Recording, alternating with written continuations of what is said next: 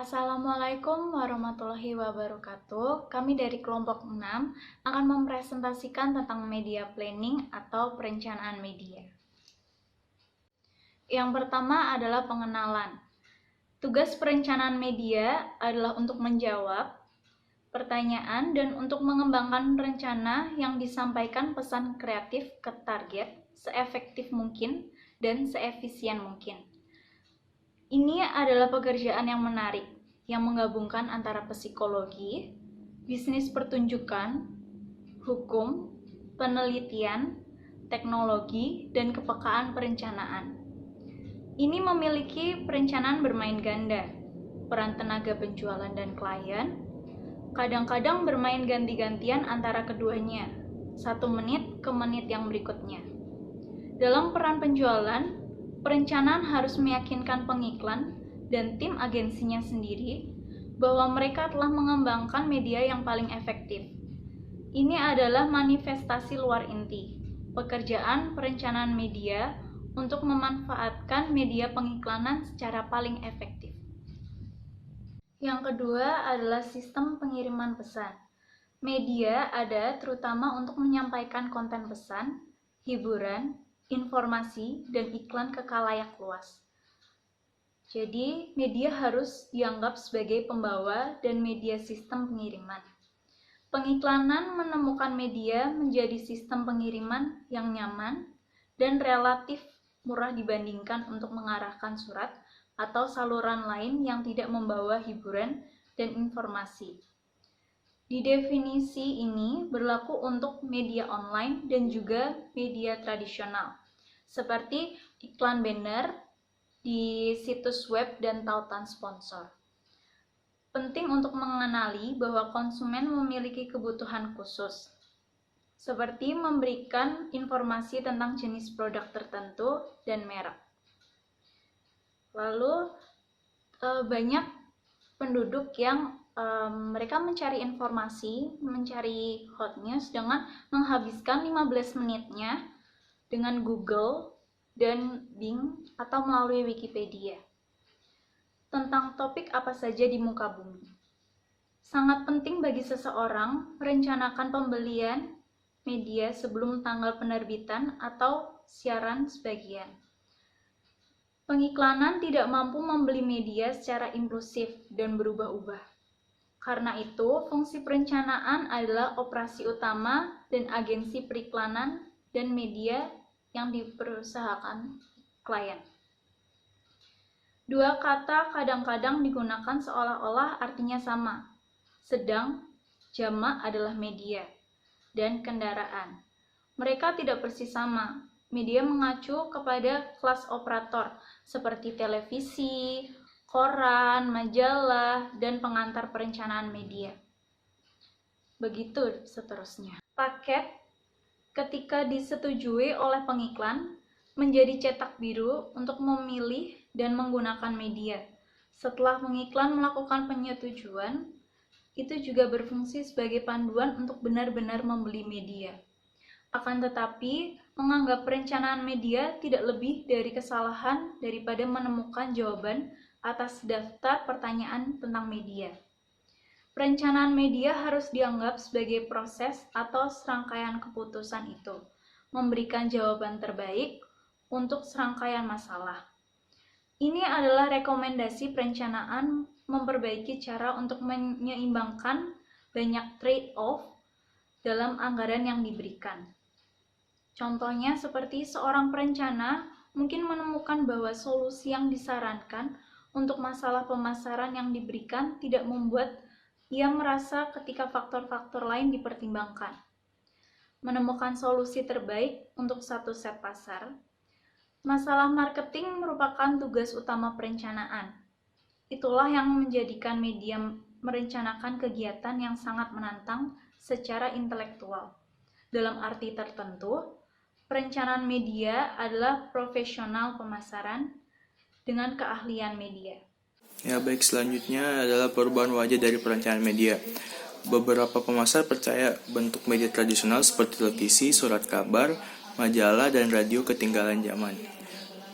Tentunya ini sebuah kesalahan. Meskipun internet secara keseluruhan sekarang dapat diakses oleh 86% masyarakat di Amerika, fragmentasi di ribuan situs yang bisa disebut long tail itu membuatnya mahal untuk mengirimkan iklan ke sejumlah orang dengan kapasitas yang cukup untuk menyampaikan pesan. Media massa juga sangat penting untuk menciptakan kesadaran yang luas akan produk baru dan layanan media dan layanan untuk memperkuat kesadaran merek yang ada. Tapi konsumen saat ini menginginkan lebih banyak informasi daripada yang dikomunikasikan oleh media tradisional. Pada saat yang sama, pengiklan ingin memperkuat kesadaran dengan merek yang sering disebutkan di media, yang mana adalah bagian dari kehidupan sehari-hari, target audience. Secara tradisional, perencanaan media telah mengajukan pertanyaan seputar bagaimana media dapat menjangkau orang yang tepat. Orang yang tepat berasal dari data yang dikumpulkan secara luas, seperti wanita usia 18 sampai 49 atau pria yang berusia 25 sampai 54 tahun. Perencanaan media saat ini membutuhkan perencanaan yang baik untuk mengidentifikasi kelompok kecil pengguna produk dan media yang paling tepat untuk menjangkau mereka. Pengiklan online dapat menargetkan perilaku untuk mengarahkan iklan ke orang-orang yang mengunjungi situsnya. Teknologi saat ini membuat semuanya mengarah ke ekonomis ya. Untuk kenapa? Untuk mengirimkan konten program yang menarik bagi kelompok orang yang lebih kecil dan lebih kecil lagi. Fragmentasi penonton telah menjadi karakteristik dominan media, terutama televisi pada abad ke-21 ini. Saat ini, dua rumah rata-rata dapat menerima 119 saluran, meningkat 61 saluran dari tahun 2000. Jaringan televisi ini yang dikirim baik melalui kabel atau satelit kini dapat dilihat di 90% rumah tangga di Amerika Serikat. Perkembangan pilihan tontonan ini secara signifikan mengikis audiens ke jaringan siaran tradisional, tetapi total jam menonton pada dasarnya tetap konstan. Hasilnya adalah terpecahnya audiens di antara saluran yang isinya mungkin tidak relevan bagi pengiklan. Tantangan perencana adalah mengembangkan rencana seimbang yang mencakup beberapa medium yang menawarkan cakupan tinggi untuk memastikan setiap pengguna produk akan melihat pesan mereka, dan dengan yang lain komposisi tinggi akan meminimalkan pemborosan. Teori yang long tail yang tadi saya sebut itu menerapkan konsep pengeksploitasian oleh Amazon.com dan pengecer online lainnya, bahwa bisnis dapat menghasilkan keuntungan dengan menjual sejumlah item kecil dan dalam jumlah yang relatif sedikit. Dibandingkan model tradisional yang mengandalkan penjualan kuantitas dari lini produk yang relatif sedikit. Diterapkan ke media, berarti pengiklan perlu menyebarkan pesan di banyak saluran kecil untuk menjangkau audiens yang tersebar luas. Nah, ini adalah salah satu contoh, yaitu Coors Light Beer menggunakan internet online dan mobile untuk memperluas dampak media tradisional.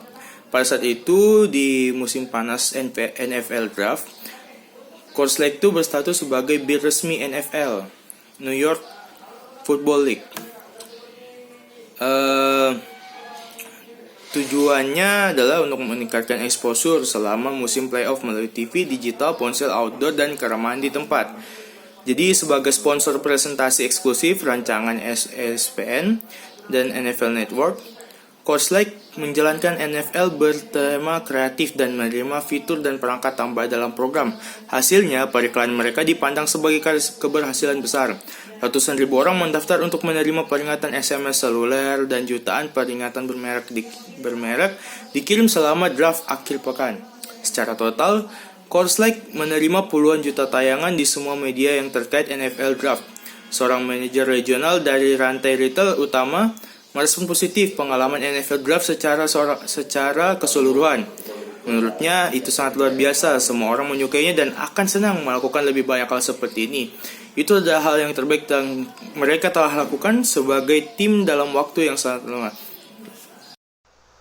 Oke, selamat salam sejahtera teman-teman ya, gitu kan. Nama saya Reza, gitu kan. Di sini saya akan membicarakan tentang klasifikasi media teman-teman. Babnya di situ itu, gitu kan. Jadi teman-teman kita sebagai seorang perancang media di sini, media planner kan ya, di situ kita harus tahu yang namanya klasifikasi media teman-teman. Untuk apa? Supaya barang-barang dan apa yang kita rancang, iklan yang kita rancang itu setidaknya akan sampai kepada audiens kita yang ketuju, gitu loh. Karena percuma kalau kita sebagai media planner nggak tahu media apa yang akan dituju teman-teman. Karena media sendiri pun memiliki fokusnya masing-masing. Bagaimana teman-teman akan menggunakan rancangan teman-teman yang sudah bagus, tapi kalau salah media sama saja teman-teman, tidak akan sampai kepada audiens tujuh, gitu kan. Dan di sini untuk kepentingan dan klasifikasi yang memudahkan saja, kita akan membedakan 4 klasifikasi teman-teman, yaitu media massa tradisional dan media non tradisional, media digital dan media terspesialisasi. Situ kan teman-teman. Langsung aja kita masuk ke media massa yang pertama, yaitu media massa tradisional. Teman-teman mungkin sudah sangat dekat dengan media massa yang ini teman-teman. Seperti kita lihat koran, majalah, radio, televisi, dan jangan lupakan billboard teman-teman sebagai media paling, bisa dibilang paling kuno dalam penyampaian media massa gitu kan. Dalam artian di sini media massa tradisional ini bukan berarti jadul, tapi media massa yang konvensional teman-teman. Media massa yang sekiranya teman-teman dan audiens sudah kenal dengan dekat gitu kan, adanya dan keberadaannya. Dan lagi di sini kita sebagai klasifikasinya juga media massa tradisional itu lebih kepada audiens yang general atau tidak terstruktur dan tidak terklasifikasi secara penuh gitu kan. Jadi itu namanya iklan ataupun media yang kita rancang pun juga harus general teman-teman dalam penggunaannya di situ gitu kan. Jadi menurut saya tidak perlu kita bicara banyak tentang media massa tradisional, teman-teman juga kenal bagaimana bahasanya, bagaimana cara mereka gitu kan. Langsung kita masuk kepada media non tradisional teman-teman. Media non tradisional ini jangan disamakan dengan media modern, karena media modern itu bukan sebuah masuk klasifikasi gitu kan. Tapi media non tradisional di sini adalah media-media yang terlihat unik teman-teman, seperti kalau kita lihat videotron di bandara gitu kan, atau di stasiun dan sejenisnya, dan juga pada tembok-tembok atau permukaan yang tidak lazim gitu kan. Seperti misalnya kalau kita lihat ada billboard sih, iklan di belakang joknya Gojek gitu, itu kan termasuk sebuah yang namanya sebuah pengembangan gitu kan, atau kreativitas sendiri gitu kan. Jadi media non tradisional di sini, media massa non tradisional di sini adalah media yang terbilang unik, terbilang baru dan unik gitu maksudnya. Mereka menggunakan permukaan surface yang mungkin kita masih melihat tidak lazim gitu kan. Jadi teman-teman sekali lagi perlu dibedakan adalah media non tradisional bukan media modern teman-teman, tapi media yang menggunakan platform dan surface yang sekiranya masih dibilang unik gitu kan. Di situ mungkin untuk media non tradisional teman-teman cukup mengenal itu saja gitu kan. Tapi perlu diketahui bahwa teman-teman media planner juga sedikit berdebat di mana penggunaan media non tradisional ini efektif atau tidaknya masih menjadi sebuah pertanyaan, karena dalam hal di sini terkadang masyarakat lebih suka dengan gimmicknya bukan pada pesannya gitu kan. Jadi memang dalam artian di sini media non tradisional masih sebuah opsi yang cukup menjadi pertanyaan gitu kan. Langsung lanjut ke media berikutnya, media digital atau media online. Media online teman-teman, media online. Akhirnya selama dekade kita sekarang ini, internet telah menjadi sesuatu yang tidak bisa terlepaskan dari kehidupan kita gitu kan. Media online dalam dekade terakhir ini menjadi sebuah media yang cukup menjadi perdebatan gitu kan, karena dalam klasifikasinya masih diperdebatkan itu termasuk media modern atau media non tradisional seperti itu. Tapi dalam banyak perdebatan akhirnya mengacu kepada media online memiliki klasifikasi sendiri, karena di situ limitasi dan kreativitas penggunaannya begitu banyak dan harus diklasifikasikan lagi. Media online itu teman-temanku semua udah tahu, seperti misalnya iklan di YouTube dan sebagainya itu teman-teman pasti tahu, ad, dan bisa dikatakan limitasi dari media online ini masih menjadi pertanyaan karena harusnya ada pengaturan. Dan entah teman-teman juga ingat dimana yang namanya kadang-kadang iklan-iklan itu agak invasif atau sedikit mengganggu privasi kita gitu kan. Jadi untuk klasifikasi media online ini yang perlu diketahui adalah teman-teman, kita punya yang namanya media digital atau media online gitu kan. Yang terakhir ada namanya media terspesialisasi gitu kan. Mungkin di sini adalah kata-kata yang masih aneh buat teman-teman sendiri gitu kan. Tapi media yang terspesialisasi di sini adalah contohnya seperti majalah konsumen, majalah otomotif, majalah komputer, majalah elektronik, dan semacamnya itu. Dalam gampangnya atau cara memudahkannya adalah media terspesialisasi atau spesialis media di sini adalah media yang merujuk kepada satu acuan atau satu audiens, satu kumpulan audiens yang satu pengertian dan satu pengetahuan gitu kan. Jadi di sini lebih halnya dalam hal di sini penggambaran dan penjelasan dari media ini akan lebih menuju kepada hal-hal teknik dan hal-hal yang mungkin ingin diketahui kepada calon-calon pembeli atau calon-calon konsumen potensial gitu kan. Nah, kemudahan dan cara enaknya di sini adalah teman-teman di sini kalau menggunakan media terspesialis itu teman-teman akan lebih bisa menjangkau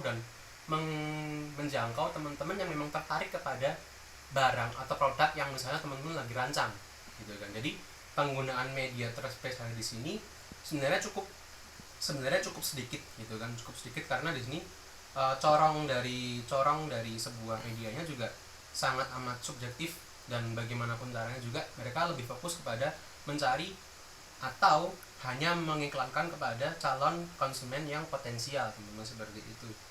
Efektivitas yang ditawarkan media ini gitu kan lebih besar.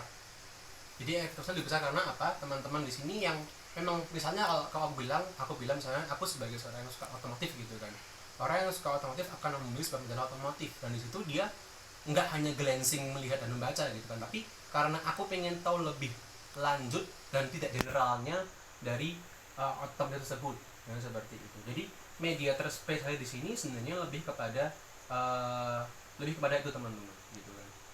Nah, dari keempat media itu kiranya sudah menjadi sebuah klasifikasi yang harus teman-teman tahu sendiri juga di situ. Jadi untuk kelas media saya cukupkan di sini gitu kan, mungkin teman-teman bisa membaca lagi. Terima kasih. Assalamualaikum warahmatullahi wabarakatuh. Saya Dimas Satrio akan melanjutkan tentang prosedur umum dalam perencanaan media. Pertimbangan pemasaran harus mendahului perencanaan media. Dalam perencanaan media, tidak pernah ada pertanyaan seperti, apa sarana yang harus dipilih dalam perencanaan? Apakah TV atau majalah adalah sebuah pilihan? Tidak pernah ada pertanyaan seperti itu dalam perencanaan media.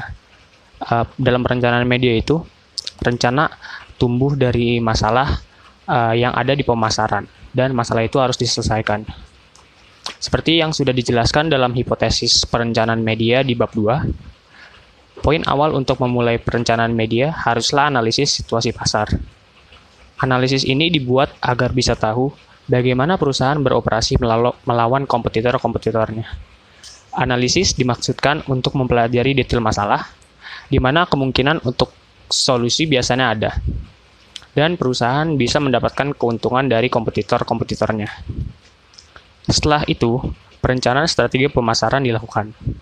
Media adalah hal utama untuk mengiklankan hal tersebut agar sampai kepada kuping masyarakat. Setelah rencana pemasaran dirancang, sebuah iklan kreatif harus ditentukan. Hal ini meliputi apa saja yang harus disampaikan, bagaimana penyampaiannya, dan apa yang harus disesuaikan. Sampai saat ini, orang pemasaran biasanya adalah orang yang bertanggung jawab dalam meriset analisis situasi dan rencana pemasaran.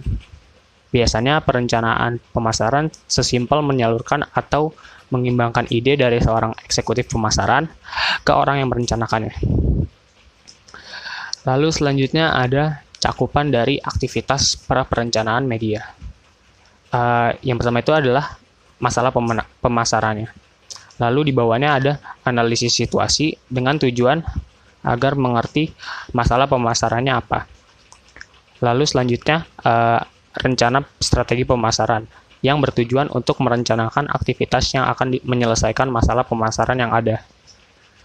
Dan yang terakhir adalah rencana strategi kreatif yang bertujuan untuk menentukan komunikasi apa yang cocok untuk periklanan tersebut. Nah, semua hal ini itu termasuk dalam perencanaan media. Seorang perencana media mulai bekerja setelah strategi rencana pemasaran sudah ada di tangannya.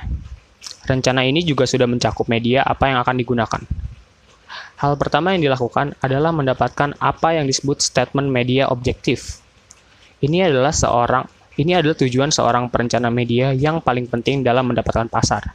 Hal ini meliputi who, yaitu siapa target produk yang akan dijual, lalu what, apa yang ingin disampaikan, lalu where, di mana tempat atau pasar yang akan menjadi prioritas penjualan produk tersebut, when, kapan waktu yang tepat untuk beriklan, ataupun how, seberapa banyak, sering, dan lama yang akan diiklankan. Selanjutnya, strategi media. Ini adalah sebuah rangkaian dari aksi yang dipilih dari beberapa alternatif kemungkinan untuk mendapatkan media objektif yang terbaik. Strategi media di sini akan meliputi keputusan tentang apa saja media yang akan digunakan, bagaimana schedule penayangannya, dan beberapa keputusan lainnya. Setelah strategi media ini diputuskan, implementasi rencana media akan dimulai. Beberapa orang perencana menyebut ini taktik keputusan selanjutnya. Keputusan ini mungkin termasuk pemilihan tentang apa saja yang akan dimasukkan ke iklan, pemilihan media apa saja yang digunakan, berapa banyak iklan yang akan dipasarkan, ukuran iklannya, dan posisi spesifik di mana iklan akan ditaruh. Ada beberapa pertanyaan yang mengarah ke keputusan tentang media objektif dan media strategi. Dengan catatan, di mana strategi media itu adalah media objektif yang dikembangkan. Pertanyaan pertama yang sering muncul adalah, apa yang harus dilakukan ketika kompetitor menggunakan media lain? Lalu, strategi medianya adalah, haruskah kita menggunakan media yang sama? Haruskah kita mengabaikan hal tersebut? Nah, di sini kita harus tahu, apakah kita akan menggunakan media yang sama atau menggunakan media yang berbeda dengan kompetitor kita. Lalu, pertanyaan yang mengarah tentang media strategi adalah, apa yang harus kita lakukan ketika brand kita membuat strategi kreatif? Nah, strategi media yang paling cocok itu apa? Apakah harus ada perlakuan khusus? Lalu selanjutnya, siapa target primer dan sekunder? Nah, untuk media strateginya sendiri, kita bisa bertanya, pengguna pola produk apa yang harus kita pilih? Di sini dimaksudkan, pengguna itu biasanya memilih produk apa sih yang kita pilih? Apakah pengguna yang selalu memakai, atau jarang memakai, atau tidak pernah memakai? Nah, itu target pasarnya. Lalu selanjutnya, apakah kita butuh media nasional atau media lokal? Strategi medianya adalah seberapa besar porsi yang harus disampaikan ke media. Sebagai contoh, jika produk itu adalah produk telur asin, mungkin media yang digunakan adalah media lokal. Selanjutnya, komunikasi seperti apa yang harus disampaikan? Media strategi ini adalah kriteria efektivitas apa yang akan digunakan dalam penyampaiannya. Nah, komunikasinya tentu saja harus efektif. Lalu, pertanyaan yang terakhir adalah, apakah budget cukup untuk memenuhi tujuan? Nah, media strateginya di sini adalah, apakah kita perlu menetapkan prioritas, apa yang harus dicapai, dan apa yang bisa dicapai? Lalu terakhir, pertanyaan, apakah ada strategi media yang paling baik atau efektif? Sebenarnya tidak ada media yang paling baik atau efektif. Tergantung bagaimana cara komunikasi, produk yang ditawarkan, dan segmentasi pasar. Itulah yang mempengaruhi media itu. Jadi di sini saya Priyonggo Nurbawono akan mempresentasikan beberapa hal, dan maaf karena kita diharuskan untuk presentation from home, PFH dari pemerintah, maka dari itu dengan kondisi yang seadanya. Mari kita mulai. Jadi di sini saya mendapatkan bagian di peran perencana media, atau peran dari seseorang yang merencanakan sebuah media atau iklan atau campaign atau terserah itu. Jadi awalnya peran perencana media berubah sebagai hasil dari kemajuan teknologi dan fragmentasi audiens. Peran perencana media telah berubah dalam biro iklan dan media. Zaman sekarang, perencana media tidak hanya penting dalam pemasaran dan perencanaan kreatif, tetapi juga dalam operasi agen periklanan. Iklan zaman sekarang juga sudah mulai berbasis internet. Beberapa pengiklan memilih untuk mengiklankan di website atau lewat ads di platform YouTube. Perubahan ini juga karena ketersediaan internet dan berbiaya rendah pula. Beberapa software yang digunakan untuk mendesain iklan-iklan ini salah satunya adalah Microsoft Excel. Microsoft Excel merupakan adalah hal yang sangat efektif Perencana iklan diharapkan memiliki pengetahuan mendalam tentang software ini, termasuk fungsi yang paling umum digunakan dalam 4 metode manajemen basis data, yaitu sort, filter, subtotal, dan pivot. Lalu, software presentasi Microsoft PowerPoint hanya digunakan untuk mendesain presentasi yang ditujukan pada klien. Beberapa pertanyaan sederhana seperti tempat memasang iklan atau berapa banyak iklan untuk berjalan setiap minggu adalah hal-hal yang paling sering ditanyakan. Ini adalah masalah yang membuktikan bahwa keputusan optimal dibuat dalam kondisi pemasaran tertentu. Pengiklan atau klien menuntut penjelasan seperti itu dan perencana media harus dapat menjawabnya. Perencana media saat ini telah berubah karena persyaratan untuk perencanaan telah berubah pula.